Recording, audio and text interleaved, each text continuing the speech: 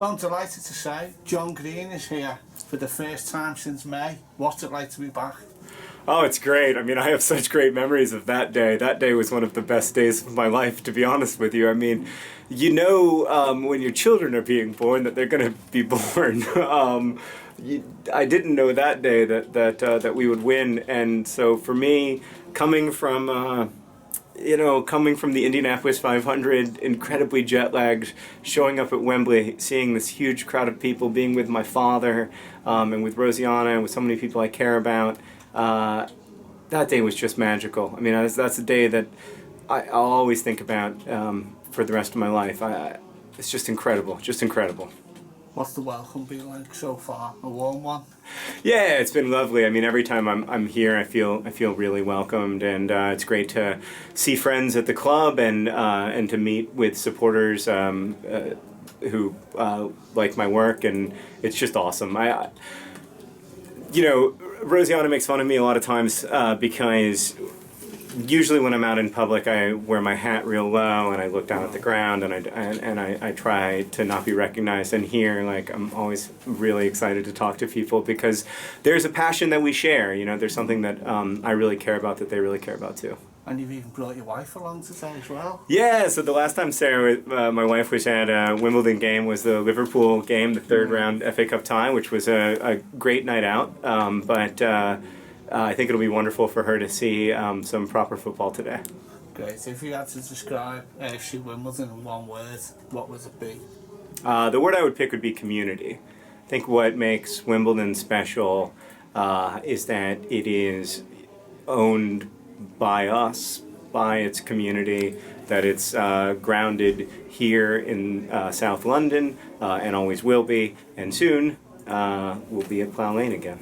Yeah, and also there's a bit of a development with our AFC Wimbledon movie. Yeah! What can you tell us about that? What's the latest? Well, we're working very hard. Rosianna and I are working very hard on getting an AFC Wimbledon movie made. We think this is the greatest sports story in the world. We care so much about it. It's the biggest passion of our professional lives right now for both of us. A great screenwriter has come on to write the screenplay. His name is Richard Cordner. He's a British guy, huge football fan, who also has a really deep understanding of Wimbledon. And he came out here a little while ago and talked to Simon Bassey and Eric and Chris Stewart and lots of people from the early days of the club, and I'm really, really excited. I haven't read his screenplay yet. I don't think he's finished with it yet, but I'm really excited. How important was it therefore to get that real essence of the club and how it all began? Yeah, so we talked to a lot of screenwriters when we were, in the beginning stages of developing this project, and what's really struck me about Richard was that he'd done a lot of research on AFC Wimbledon, but what mattered to him, what interested him, was that to him this was a story of how a community can triumph over the interests of big business, and that sometimes, even the non-profit sides of football orient themselves toward business. And in the face of what would seem to be insurmountable odds, Wimbledon fans said, we're not going to live with this. And here we are today, like 14 years later, 3 points away from the franchise that left. Yeah. And as regards any songs, you sung a song for us famously after the playoff final. What have you come up with now or anything? Oh man, I'd had a few drinks. And I also had been awake for like 48 hours.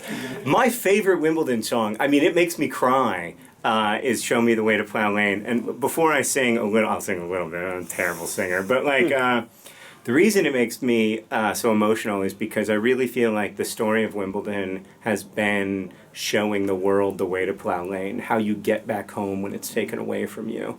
And how you come together as a community that's much bigger than the sum of its parts.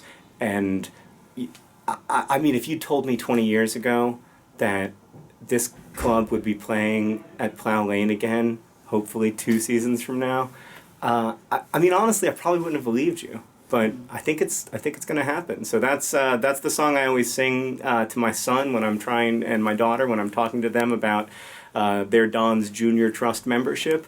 I sing, show me the way to Plough Lane, show me the way to Plough Lane. I had a football ground 20 years ago and I want one of my own.